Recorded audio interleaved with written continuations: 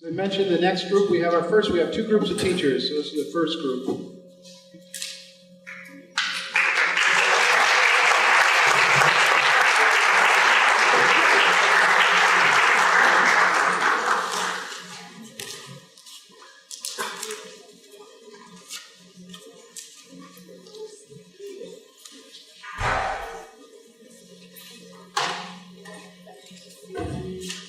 Again, we really appreciate you coming here and speaking to this group. I would just ask, if you're doing written testimony, we'll get that testimony. We just summarize your ideas or the main points you want to come across instead of reading your testimony verbatim on your sheets. Thank you.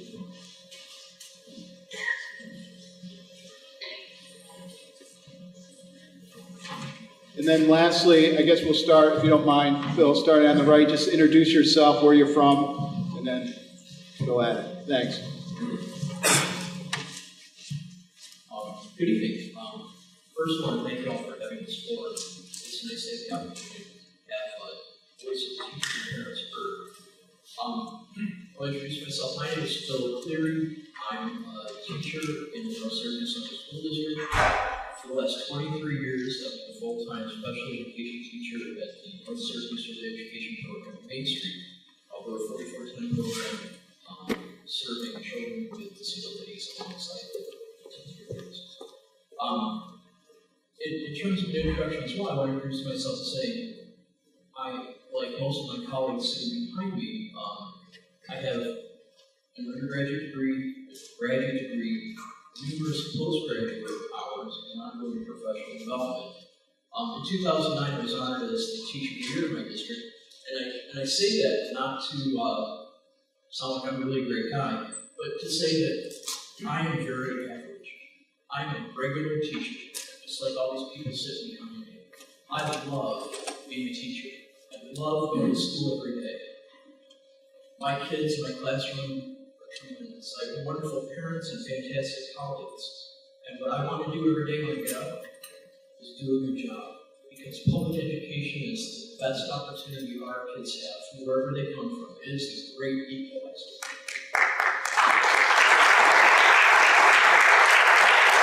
So tonight I just want to touch on a couple of topics. I want to thank the speakers who came before, who did a tremendous job providing data. I do want to touch on a few points. Common Core, testing, APPR, which we call it the teacher evaluation system, and a little bit about how we got here. First, Common Core, and I want to be very clear, I'm speaking for myself as a practicing teacher, proud public school graduate. If somebody came to me and they said, should there be a national and state plan for how we educate kids? Should there be a roadmap that says, when you're in first grade, you're going to learn this. When you're in fifth grade, you're going to learn that. When you're in high school English in ninth grade, you're going to learn that.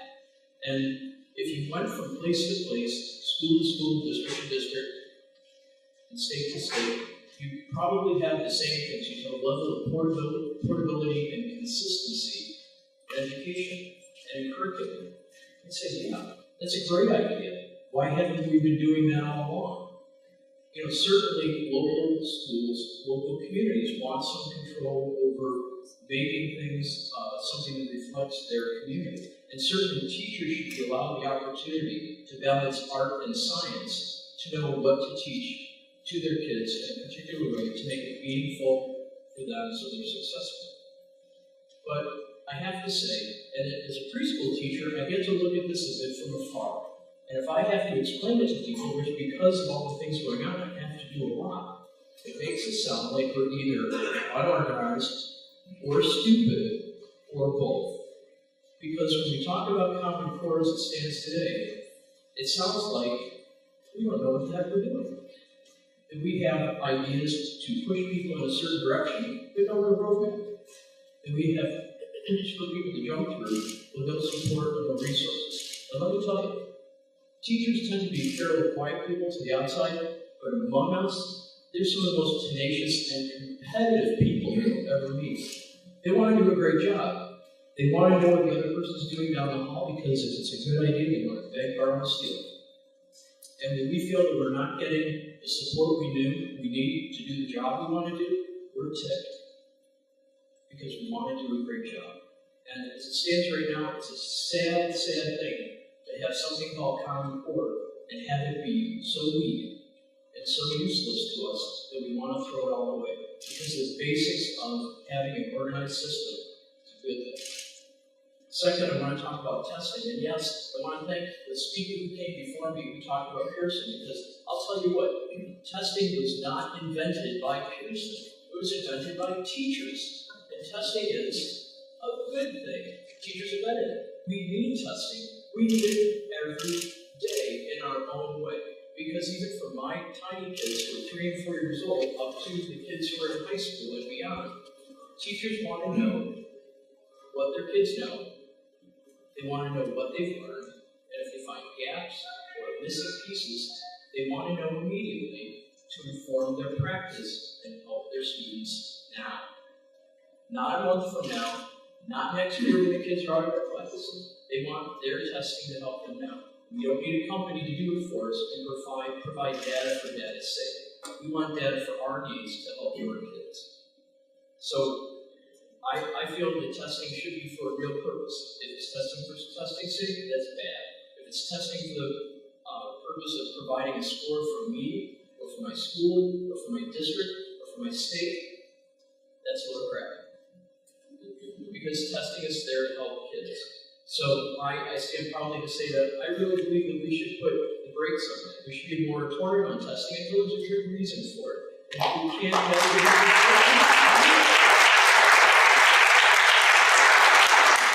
and now on to teacher evaluation. I love teacher evaluation when it's done right. Today actually was the beginning of my evaluation cycle. I prepared for it for a few weeks. I met with my school administrator, who works very hard, and I did my announced observation today. I love having people in my classroom. I love having my administrator in my classroom. I want my parents in my classroom. I want my colleagues in my classroom. I want people from the community. I want you guys in my classroom, because you know what? Every single day, in every single classroom, in every single district in New York State, all 700 plus districts, great things happen in school every day. And everybody needs to know. So, when I go to meet with my administrator later this week to talk about how my observation went, well, I think I did a great job. But guess what? My administrator is pretty good at this, and she probably saw some things that I might have missed, or I could add, or what could make me better. I appreciate that, because just because I've been doing this for 22, 23 years, it doesn't mean I'm always going to be knowing the best thing at the right time. And if I think I know everything, then I'm really wrong. I need somebody to come in, and I need the help of my colleagues and my administrators to help me get better every day. Because I want to improve from the first day I walked in the door of my school until the day I retire. I want to be good at it. So, also for teacher evaluation, again, it has to be for a good reason. If it's a score that, again, is there for me, or my school, or my district, or my state, that doesn't help our kids. And when it's done in a way that doesn't consider the different kinds of kids that walk through our doors and the different needs they have, that don't address really the biggest problem we have, and that's poverty. You're going to hang a teacher because the kids they teach are poor, or they speak a second language, or they have a disability? Really? So, how did we get here?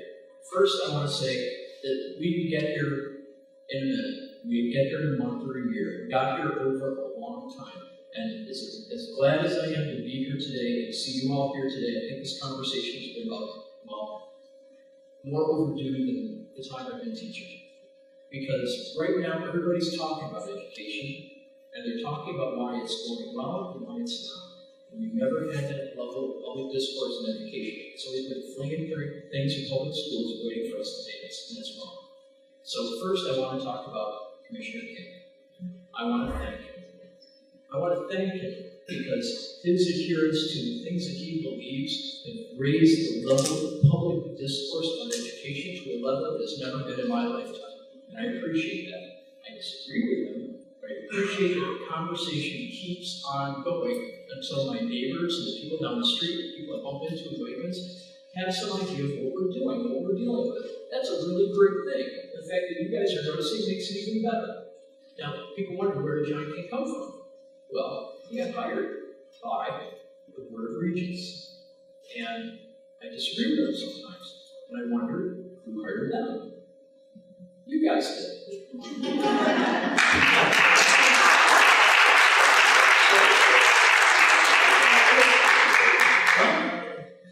And who hires you guys? We do. So I'm not trying to be pissy, but I think it bears saying. I think that we've reached a point in time where we should be honest enough to talk about common sense instead of common core. We should talk about what's right in our schools, because New York is a great state. We have great schools and great teachers, wonderful kids, and fantastic parents. And just like in every classroom you were in, who got all the attention? The bad kids. The kids who weren't doing what they're supposed to do. Who did get a lot of attention? All the people who were doing a great job. All the kids who were working hard, doing their homework, working with their parents, working with their teachers. And what kind of teachers should get the attention? Well, the vast, vast, vast majority of us who are busting our humps every day. And we are thankful for this opportunity to be here today, to partner with the parents with whom we could not do our jobs, and with you, so that the level of public discourse about public education is not just here today, but here to stay. Thank you very much.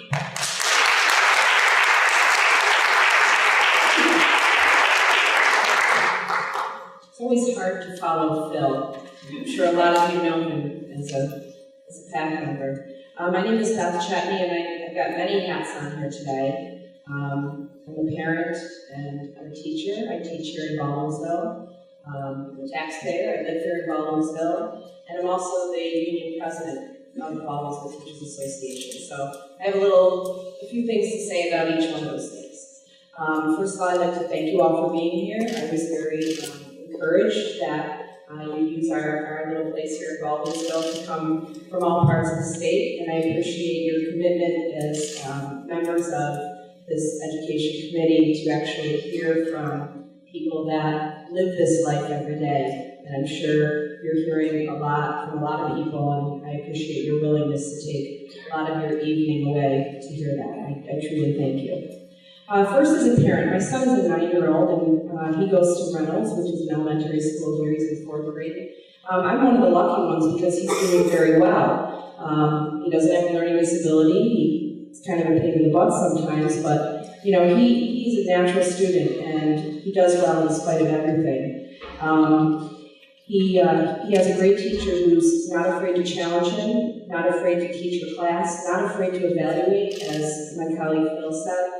Not afraid to adjust her teaching when her teaching is not going quite well. She holds him accountable. And I gotta say though, I cringe when, not by her choice I'm sure, but by internal and external pressures, she has to send home one of those darn Pearson homework assignments that I, as also with a undergraduate degree, graduate degree in education beyond my master's degree, I have to occasionally Google the answers because I don't know how to put a 100-chip die to add, 13 times 7 and multiply by 10s when we learn just add the 0 when you multiply the two numbers together and you're fine.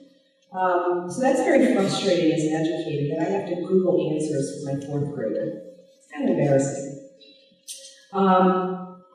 I also, about the test for him, he did well on the tests, but I knew the tests were a lie. The tests didn't say that he plays piano, and he plays baseball, and he plays basketball, and he loves recess, and that he's helpful, and that he's kind, and that he likes to use the smartboard, and he likes to help the teacher with the lunch count. The test didn't say that.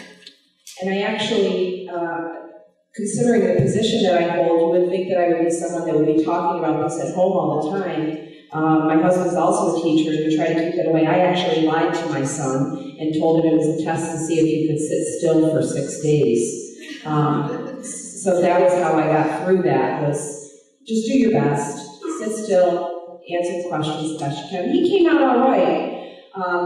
But I get offended as a parent, and I'm sure some other parents in the room behind me were offended that our education secretary said that we white suburban mothers. Our kids are not as good as we think they are. And my son and his classmates and the parents in this room and the teachers in this room don't need to be kicked in the gut by someone who is supposed to stand for education for our entire country to have us be motivated. I think that is the absolute opposite of motivation. In fact, if I had done that as a teacher and talked about my students that way, I'd probably be on the front page of the newspaper like he is, and I probably would be standing in front of my superintendent or my human resources director because I'd be in a bit of a jam. I don't think they're in the room anymore.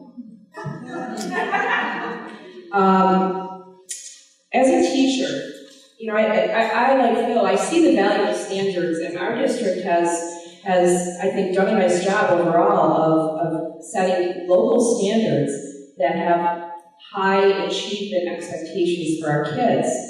And we've attempted to work with the district and parents and communication at all levels in order to evaluate teachers on these standards. Our district, we've had lots of quality teachers come through here. We've been trained in differentiated instruction, lesson design, cooperative learning, co-teaching, questioning, critical thinking, CRISP, being independent learners, ITIP. We've had them all, and they're all valuable as teachers, and we want to use those tools in our toolkit. We want to use testing, and standards are great for that, so that I can say that a student's going to be able to write no matter whether he's here, whether he's in Florida, whether he's in Tennessee, he can write, cogently, coherently. But all this professional development is called into questions by these people that are in charge of the state education department. The regents, Merrill Tisch, Dr. King, who have virtually no educational experience, if none at all. And I find that offensive as a teacher. My husband calls it a cake chase, where when I used to go to Bunko, and all it was playing the dice game until you could get the cake at the end. That's how I feel like we've done this with our money. And teachers have had to chase these test scores because of this intrinsic and extrinsic motivation to do well and be competitive, as my colleague said. The Common Core, as we know, ignores poverty. It ignores the experts in the classroom. It ignores parents. It ignores that the corporations and billionaires that are giving this money to Common Core are taking their money out of their left pocket. They're putting it over here and saying, we're going to donate this money to you. Then that money goes and buys this stuff over here, of which these billionaires and corporations are stockholders, and they put that money back in there and get the tax break as well. But they need to be seen as these altruistic people who are giving their billions and billions of dollars to education, and they're receiving in return their investments in the guys in technology, textbooks, data mining, charter schools that don't have to answer the same standards and population as public school. From a personal teaching point of view, and I'm going to talk fast because I know we have more people, I teach 9th grade English, and the Common Core is telling me that my curriculum should be 70% nonfiction text, informational text, and 30% fiction. Now, I don't know about you, but I learned some of my greatest lessons from Laura Ingalls Wilder, and Judy Blume, and Atticus Finch, and William Shakespeare, and my colleagues that I visited. If you looked at some of the books that are on this list, and I know my colleagues in social studies and technology and art and science, they are using the nonfiction text. And that is great, and they're doing a great job. And so are my colleagues in the English language arts. But to have 3 of my 10 texts, whether they're short or long, only 3 of them are fiction, only 3 of them are literature. If you have children or grandchildren, if you have kids you were talking about that don't have the opportunity, their parents are worried about a roof over their head, and they don't have the opportunity to sit down and read to their kids at night a storybook and the caterpillar, because they're busy working 3 jobs to be able to feed their kids. So that's offensive to me. The modules, I'm not going to lie, I look at the modules, I I've checked out a few things. There's a few things in the module, but there's also a few things on the web, and there's also a few things in a trade book, and there's also a few things in my next door neighbor's classroom. It should be used just as something as a guide. So I think it is a lie that Commissioner King, when he says the modules, as one of the earlier speakers said, should be adopted, adapted, or ignored. Yet on his New York State Council of Superintendents Conference this past year in Albany or Saratoga, one of the slides said that the superintendent, you can find this online, you can find a slideshow from there, that superintendents ask yourself, are you evaluating your teachers on how much professional development you as a district are giving based on the website Engage New York? Well, guess where the modules are? Anyone? Engage New York. So don't tell me that I can adapt, or ignore, and then tell me that my superintendent is being told that she has to assess whether I'm using that as a professional development site. So it's a lie. It's a lie. And so is my rotation. As a union president, I have the unfortunate job of having to sit with a lot of teachers just because they're stressed, just because they are, I don't know what to do. My gut tells me that when I learned in psychology that I got to pour the little glass into the tall glass, and the kids are going to guess the tall glass has more water because they work, concretely, but they're being told to work abstractly, and they're telling me I can't in good conscience do this, but I know my test scores are going to hurt my school or hurt me, and it might be on the test, and what do? And they're stressed. They're freaking out. They know the development on a lot of levels, to answer your question, some of it, that they're inappropriate at places, and they do their best to adjust them the best they can, but they don't want to be insubordinate, because that's the other job that I hold. Now, has anyone gotten in trouble in my district for the not following the Common Core? Absolutely not. So I know that's going to be your question next, is whether I've had that issue, and I have not. So far, our district is taking it marginally slow, with a couple of exceptions we can talk about privately.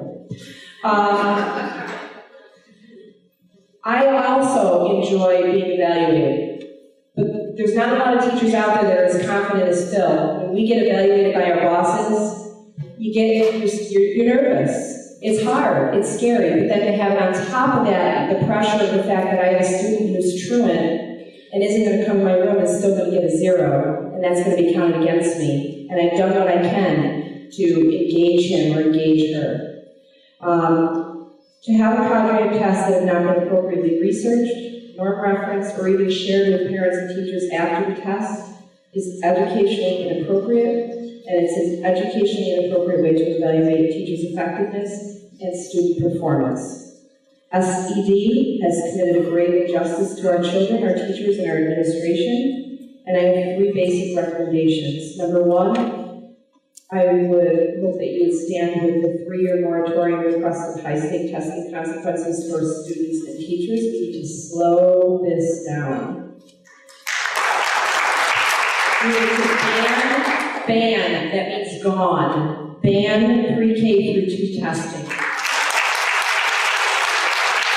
And finally, we need to allow the actual practitioners, not people who have their Harvard law degrees and their educational, whatever those private schools out there that they might have run for a couple years before they sought, bigger and better things. Instead of letting them make the decisions, let the practitioners at the local level make the decision. Thank you very much.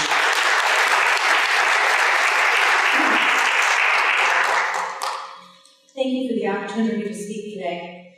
Your willingness to hold a forum in this manner gives New York educators a small glimmer of hope that our concerns will not be brushed off as those of, quote, special interest groups, or as those of,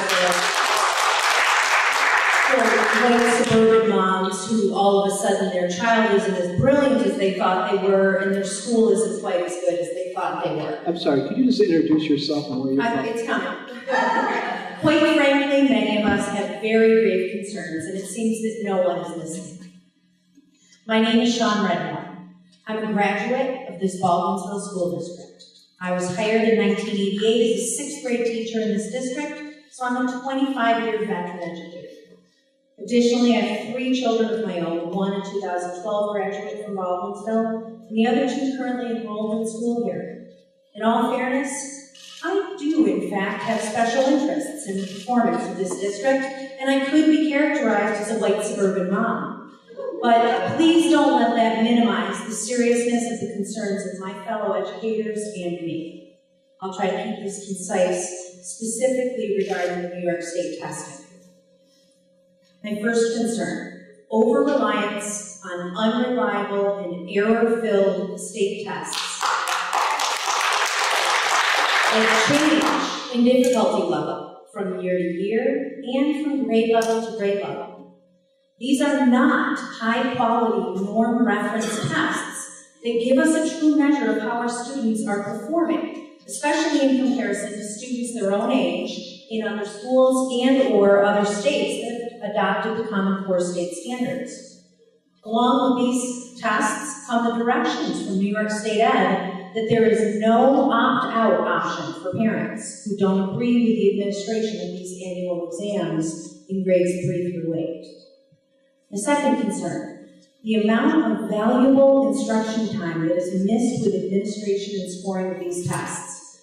Why is it that our youngest students must sit through 6 days, 540 minutes of state testing in math and English language arts every year, when our high school Regent students only need 4 hours in one day to demonstrate their mastery level of the material that has been taught?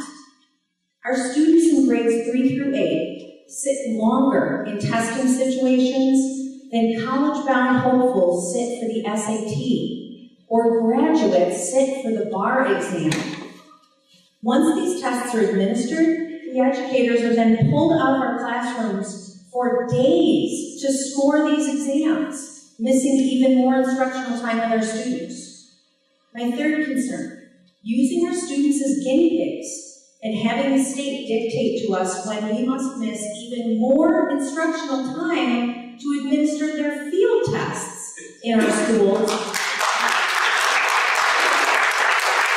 just so that Pearson can get a more reliable bank of test questions.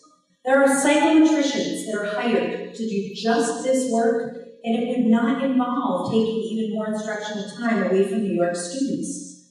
This state and Pearson are relying on a captive audience, our schools, teachers, and students, to experiment with creating tests that may be an effective measure of students in the future. Tell me, if this is acceptable to do to our students in grades 3 through 8, then why isn't it acceptable to do experimental drug testing on another equally captive audience, people incarcerated in our corrections system? They're not guinea pigs. My last concern, data mining information on our children by Ingram. This system contains names, attendance records, disciplinary histories, addresses, test scores, and information on our students' learning disabilities, all in one convenient location. Coupled with guarantees about the security of this national database and promises that this information will not be sold or shared, parents and teachers are told that we are not allowed to opt out of this new program. Honestly, the number of concerns that I have about Common Core standards and the New York State testing program cannot be done justice in just 3 minutes I have to speak to you. Personally, it's giving me flashbacks to Pink Floyd's Another Brick in the Wall. I've been able to take control in only one small area regarding the concerns I have as an educator, and that is, I refuse to let my own children be a part of the farce that is happening in our state right now. Do not tell me that I cannot opt out as a parent, because it is my constitutional right to refuse to allow my children to be used as guinea pigs.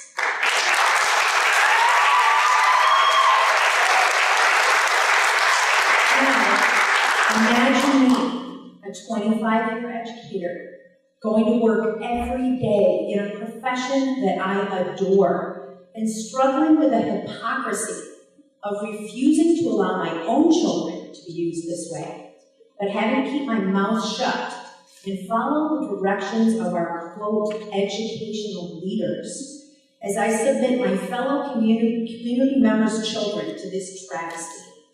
Please tell me that there is someone out there listening to our concerns. Thank you.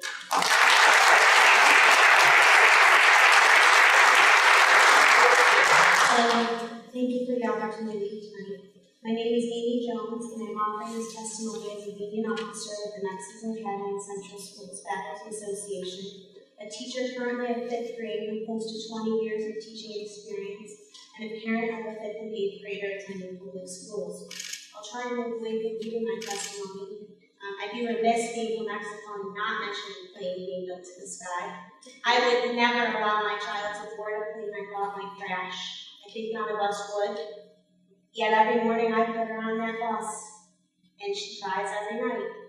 And we heard that we've gone to integrity from fidelity, the initial directive from state ed. But she doesn't think like that. Someone needs to explain that to her. I'm proud to be from the district where I teach, where we didn't adopt the modules with fidelity, even though our test scores were totally separate because of it. My goal tonight was to speak about testing. It's not new in New York State, and we have not held it in high regard as practitioners for quite a while.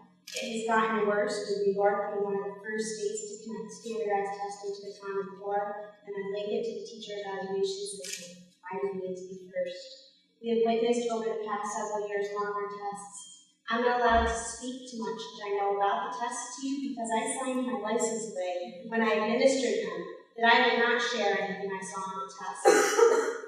I don't want to lose my license, so I have referenced a letter the principals have written explaining some of the specifics that they have seen in the testing. I place no value in the scores of my own 2 children, knowing that neither was able to complete any of the days of testing in their allotted time, and not knowing how much time they spent on questions that did not count towards their score, but helped Pearson. I can also share firsthand that tests produced a high amount of anxiety among my own children and those that I teach. I had to administer those tests to students who get double time for their IEP. Take their numbers, double them. Our entire building has to shut down so that those students are afforded the opportunity to finish their tests and setting the research testing. A lot more minutes than 1% of the school year. Teachers are worried about their APPR scores and how it reflects on them. Administrators are worried that if they use the local control portion, the rubric, that they know gives their teachers good feedback, yet the state scores come back ineffective, principals are wondering how that's going to reflect on them and they should be using the rubric in a different way. Teachers are spending a great deal of time teaching strategies for test taking at the expense of quality lessons, and students are very aware of the pressures on all parties. Great teachers are leaving the profession, and children are feeling like failures due to the scores they receive in these tests. A personal example is my own daughter, who scored perfect math and ELA scores one year with a teacher highly versed in test-taking strategies. The following year, my daughter's scores went down a few points, although still within the range for a 4, with a brand new teacher spending a great deal of instruction time on inquiry and projects, college and career readiness. My daughter and her new highly motivated teacher would both be considered failures with the current growth model. It is a model that is failing us all. I have serious questions about the validity of the testing and the costly consequences imposed on districts not meeting standards. I wonder how a school in my district just recently was designated a lab school based on the subgroup of low socioeconomic students for their performance on the now outdated spring 2012 math and ELA test results. Who determined this and how? How much funding is being provided to help these lab schools? And shouldn't the conversation for this subgroup of low socioeconomic students revolve around the subject of poverty and not around test scores? I would like to share a few points from the principal's letter. Things you know, it can be documented in the testimony. New York State has increased testing dramatically. The tests were too long. Ambiguous questions appeared throughout the exams. I'll refer back to the pineapple story that made the media last year. that reflects the quality. Children have reacted to the tests in many ways. We have seen them in tears, we have seen them sick. The low passing rate was predicted for these baseline tests. The college readiness benchmark is irresponsibly inflated. When we look at the numbers that were used, we're expecting more than probably we should for college and career readiness. Students are labeled as failures, and then they do not get exposure to classes that would actually enrich them. The achievement gap is widening. The tests are putting a financial strain on schools, and the tests are threatening other quality state initiatives. Here's what we don't know. How do these tests help our students? How to use these tests to improve student skills or understanding? We don't get the results, but we still have the students. They've moved on. The underlying cause of low test scores is unknown. It's probably poverty. What do we expect this year or next year? They're going to change the tests. They're going to change the cut scores. If governor and commissioner would like to show that we've been successful with these modules, they will change the cut scores to indicate just so. And if they'd like to prove we've been unsuccessful, they will set the cut scores that way. We have no control over that in our relationship.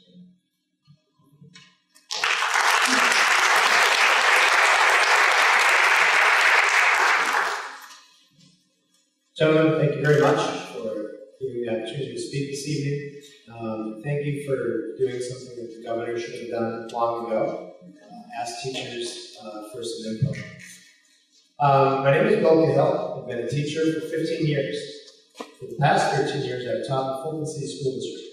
I've taught 3rd grade, 5th grade, inclusion, and for the last 12 years, 6th grade. I've tied a few shoes, wiped many noses, and dried a few tears in those years. I'm also the father of a 7th grade dog. I work with little human beings. They're called children, and I've never met two that are alike or the same. Addressing concerns that I have for, for what government's doing in a concise statement is no small task. I'll do my best to be brief. The biggest question I get from moms and dads is, how do we get here? And it's complex, but there's definitely dots to trace. So I'd like to provide a little more detail on what some of my colleagues added about the history of how we got here, and then I'll have some very specific examples or recommendations. The beginning of modern school reform goes back 30 years to the federal government's A Nation at Risk report published in 1983. It was written during a recession when Japanese auto manufacturers were starting to knock at the door of America's domination of that industry. Workers were losing jobs, and education was an easy scapegoat.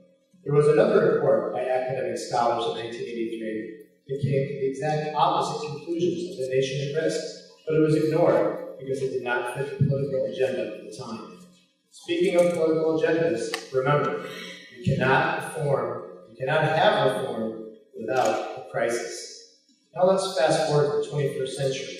No Child Left Behind, Race to the Top, and Common Core.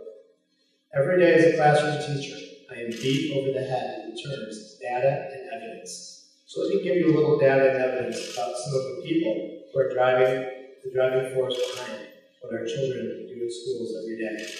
At the top, we have Bill Gates, an intelligent man to be respected at many levels. I would trust him to set me up on a server, and certainly trust him to manage my 401k. But at a loss to grasp his expertise in educating children in public schools. In 2007, he contributed $60 million to be split between both political parties' presidential campaigns for their support of his foundation's educational reforms. At the time, it was the largest financial contribution to presidential campaigns. The educational issues discussed in the 2008 campaign were dictated by money, not the needs of our children. Remember the lesson of Watergate. Follow the money. How confident is Bill Gates about his reforms that are closing schools, firing teachers, and demoralizing children? In an interview this past September, you can watch it on YouTube and you can take his tone for what you think it is. He very nonchalantly stated, and I quote, "It will be a decade before we know if the changes implemented worked." So I want you to remind Mr. Gates that our children's education should not be gambled with like a cheap stock or bond. President Obama was elected in 2008 and appointed Art Duncan as Secretary of Education in 2009. The Before his appointment, Mr. Duncan was the CEO of Chicago Public Schools. The data and evidence from his 8-year tenure show him to be a failure, unless you consider closing public schools and replacing them with charter schools a success. Did I mention he was the CEO of Chicago Public Schools? If you would like some insight to his feelings on people that are providing pushback about us here today, you can refer to his comments that he made this past Friday. So off to Washington, Mr. Duncan goes, with 5 of his first appointees to the Department of Ed are top people from the Gates Foundation, including his first Chief of Staff, Margot Rogers. His second Chief of Staff came from the Gates Foundation as well. Just a tidbit for my fellow educators in the room tonight. Our current evaluation system, the one that ranks me, a developing teacher, after a dozen years of highly effective evaluations, is modeled after the Microsoft stack ranking model. In a survey of Microsoft employees, this evaluation model is what they hate most about working for Microsoft. Driving reform closer to home, we have Governor Cuomo.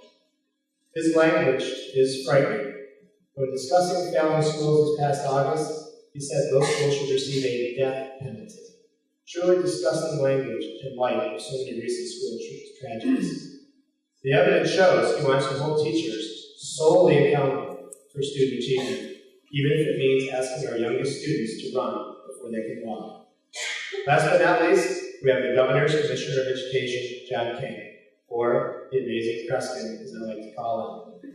I'm dating myself, but I kind of already know. The data and evidence shows the man put in charge of our state's public education system has 3 years of teaching experience in private schools. I read that his children attend private school in Albany, which is his right as a parent. He must be waiting for the rigor to kick in before he enrolls them in our public schools.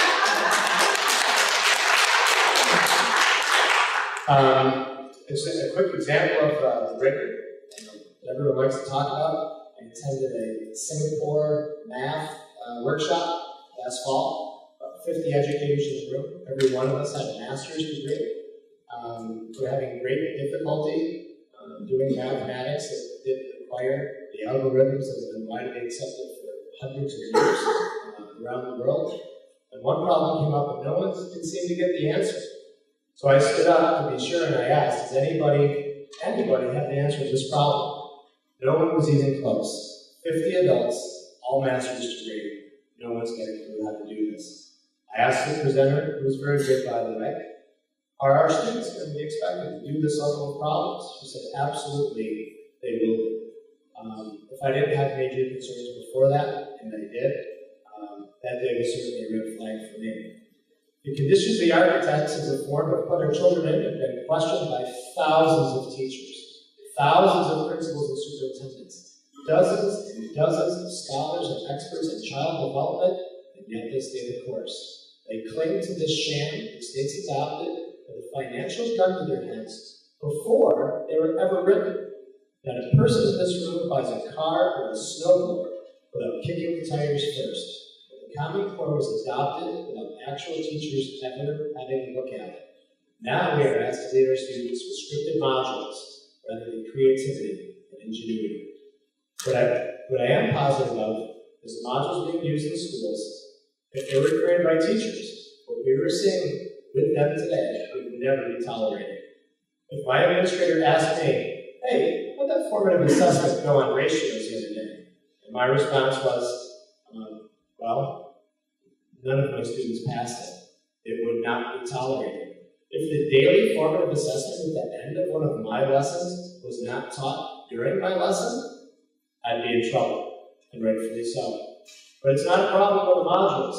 We're told, keep going, stay on schedule. Why? Because we need the state's money.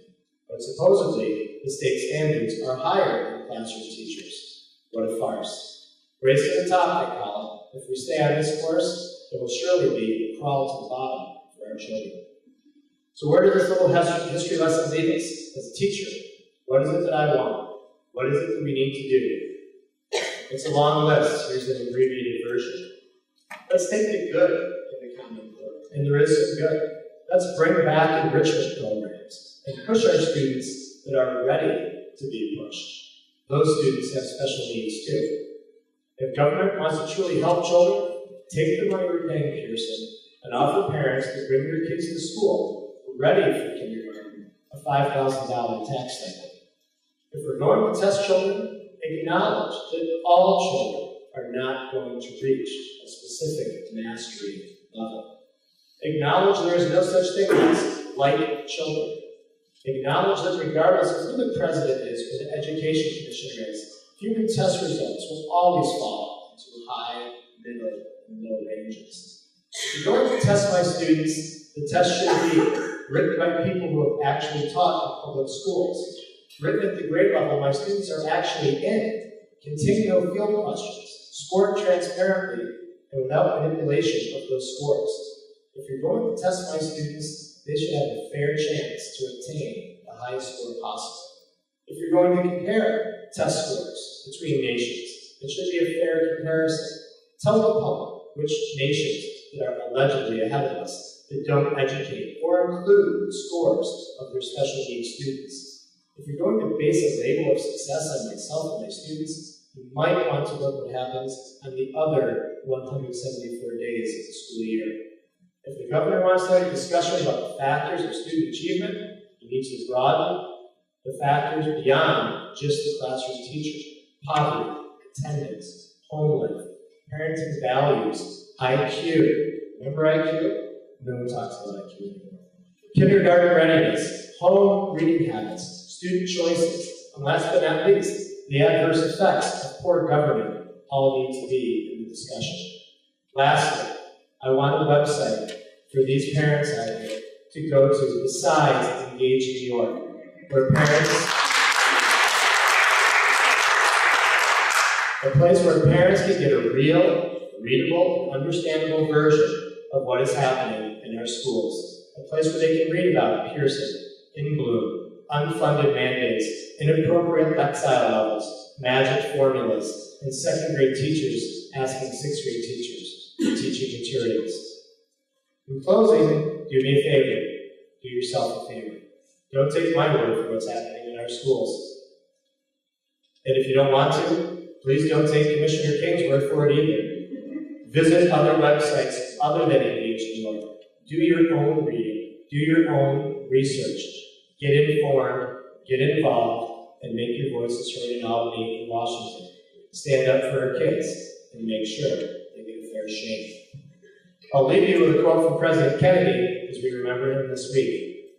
The men who create power make an indispensable contribution to the nation's greatness, but the men who question power make a contribution just as indispensable, especially when that questioning is disinterested, for they determine whether we use power or power uses us. Thank you very much.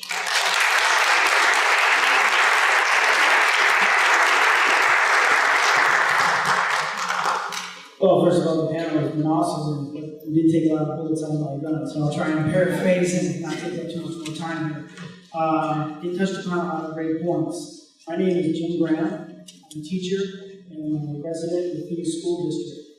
And where I teach, it's a terrific place to teach. It's different than anything else you've seen. It's an alternative high school here in the area. I recommend anybody that will see it as a big picture school. Teaching alternative high school that utilizes project-based learning, this allows for humor, curiosity, creativity, willingness, determination, innocence, and a love of life. My young learners have a way of inspiring, challenging, and teaching each other while I simultaneously teach them to love learning, the skills to move forward and to be proud of who they are. This is what I picture for my children when they enter school. At Phoenix Center Schools, with the curriculum, they're not getting this. They're not getting inspired. They're getting worksheets. They're getting a diatribe. They're getting a mantra. They're not becoming lifelong learners. They're just getting answers. They're not learning how to find answers. The answers are already out there. Like the man we talked before from the business side of things. He said, we don't have people that think for themselves. And that's what we teach in our school. Please, I beg of you, come see our school, what we do, the high-risk population that we have. And I can tell you the stories in private of what these students go through. You'd be amazed at what they're accomplishing. With that in mind, you can go over the common core facts over and over again. But what is happening here is its business. It's the privatization of our schools. It's the seeing our children as an economic gain for somebody else. And that will never, ever work in education. It's a people-first industry, and that's the way it's got to stay. With these people that are coming from industry, the Gateses, the Pearsons, it's not going to work. We're going to lose a generation. I see it in the children. My daughter's in 3rd grade. I see her friends who might be average and love school, now they hate school. That's horrible. That's terrible. We're losing them. They tell me, I'm not smart anymore, Mr. Grant. I thought I have to let them know that they are. It's damaging. It's no good. It's taking the power the teacher has to inspire and create lifelong learners. And that's a horrible thing. And I hope that we do something soon to change this. Thank you.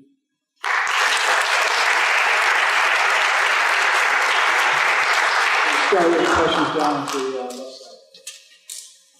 Well, thank you, first of all, for this panel, for all your passion and comments. We appreciate you and the thousands you represent who are in the classrooms each day.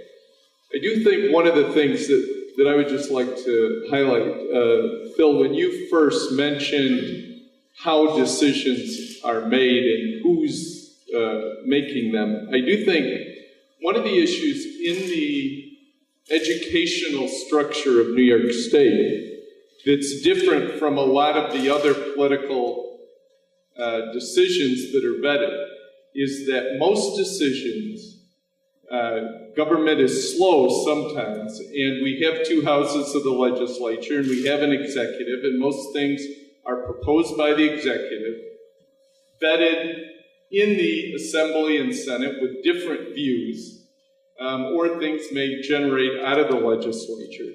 And then hopefully that takes a while to kind of mash that with people giving input from different directions, and then decisions are made and we go forward. In the area of choosing our Board of Regents, it's a different process. We have regional representatives and then some at-large representatives. And those people are chosen not proposed by the governor. The governor actually has no role. It's by a joint session of the state legislature. And so a majority of state legislators choose who those Board of Regents are going to be. In the New York State Assembly, at the present time, there are 107 members of the majority party. There are 150 members in the Assembly. There's 63 senators, that's 213. Half of the teachers, hopefully my math, you can double check it. 107 of those members are in the majority party in the New York State Assembly.